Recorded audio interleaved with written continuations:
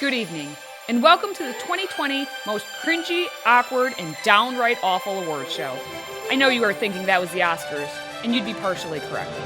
But let's do one better and find out who has earned the cringy awards in the 2020 Democratic nomination process. The race is on, the first votes have been cast, and tonight the candidates are here. Yes, it sure looks like they are ready. Warning, you are going to wish the stage remained empty. I'm your host, Katie Petrick, and this is Healthy Republic. With the airing of the Academy Awards on Sunday night, the award season is wrapped up for Hollyweird, meaning they can all go back to their jet airliners, mansions, and to eating meat. More on that later.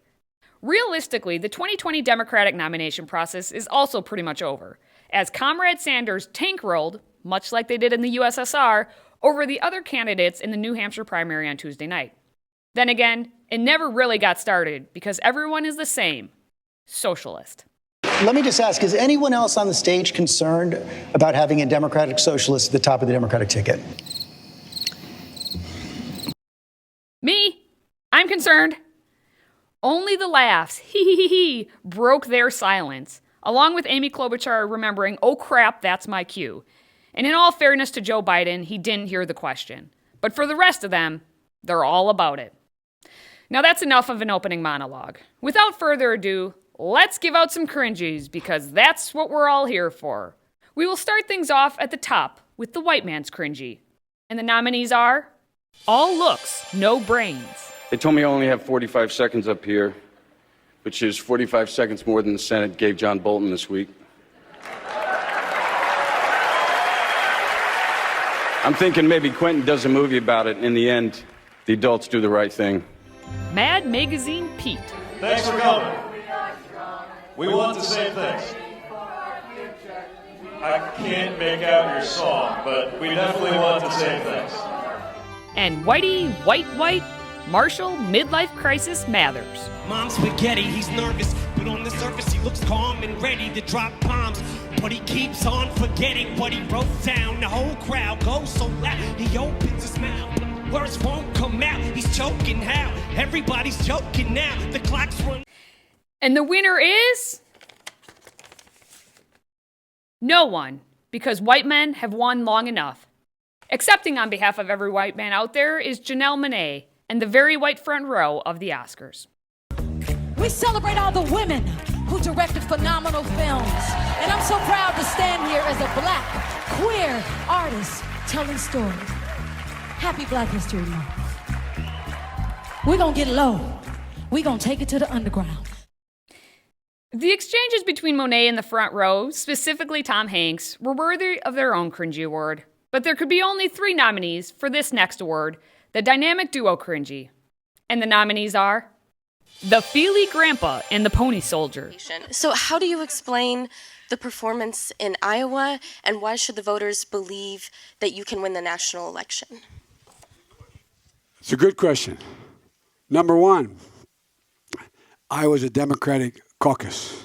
You ever been to a caucus? No, you haven't. You're a lying dog-faced pony soldier. You said you were, but now you got to be honest. I'm going to be honest with you. It was a little bit confusing in Iowa, number one. But let's assume it was... sometimes journalist and Mr. McPudding. Yep. Our investigative K-File team found that early in your political career, way back in 1974, you said that it should be illegal to earn more money than someone could spend in his or her lifetime. You proposed a maximum wage cap on the highest earners. What year was that? 1970. What year was that? It was 45 years ago. Look, Jake, in all due respect, that was 7 years before I was alive. Did you go back to my 3rd grade essay when I was in PS 197 about what I said? You were a grown what man I said, in your 40 30s. or 50.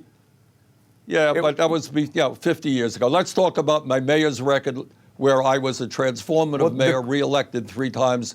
We could go back to things that I said in the 70s. I don't think it's productive. And regrettably, Drunk Invisible Woman and the Immortal One. I made that movie. That movie, Something's Gotta Give, remember me in it? Yeah, you were amazing.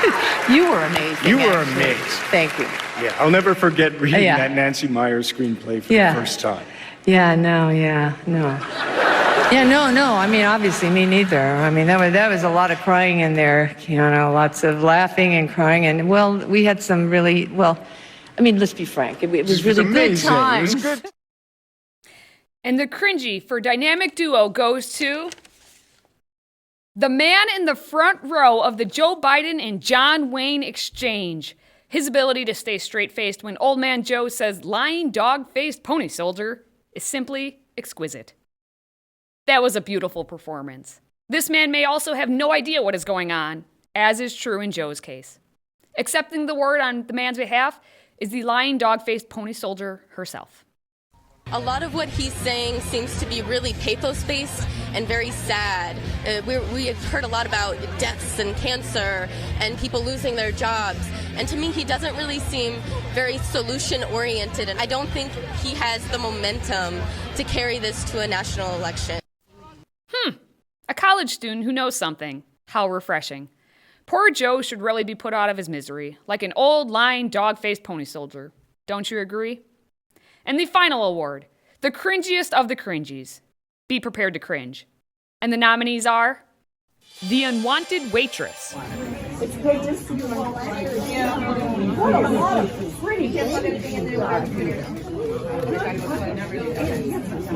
Sorry about that. A Joker, No Move. We go into the natural world and we plunder it for its resources. We feel entitled to artificially inseminate a cow, and when she gives birth, we steal her baby, even though her cries of anguish are unmistakable. And then we take her milk that's intended for a calf, and we put it in our coffee and our cereal. And cringy cringe, white kids can't anything. Joe Biden! Yeah, yeah. Joe Biden! Good. Yeah, yeah. Joe Biden! Biden's back! All right! I need a shower after watching all that, and also some more milk for my coffee, please. Ooh, moo. Anyway, and the winner for the most cringy award goes to all of the cows. Accepting on behalf of those cows who are out looking for their stolen babies is Lady Gaga, circa the 2010 MTV Video Music Awards. I think we know where those calves Joaquin was talking about ended up. Oh wait, I'm receiving word that Lady Gaga is not here, but we do have another activist to tell us off. Accepting the word is Director of American Factory, Julia Reichert. Working people have it harder and harder these days.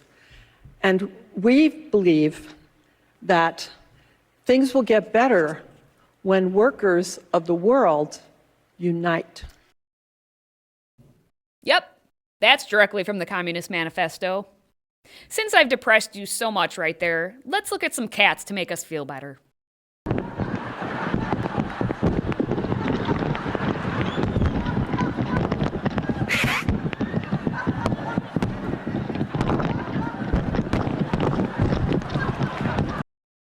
Sorry, I see him 0 for 2, much like Joe Biden's campaign. Now let's upset you even more with this fun fact.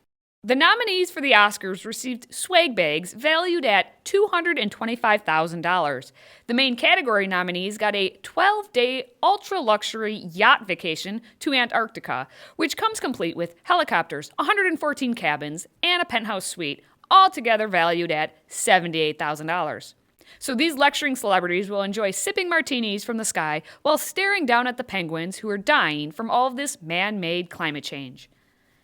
Don't forget the $20,000 in facial rejuvenation treatments they also can get because they are not plastic enough. And perhaps the most appropriate gift is the Peasy Midstream, a medical urine collection system, which I believe we can all agree will help them piss off. According to Newsweek, there is usually one celebrity who will turn down the gift bag.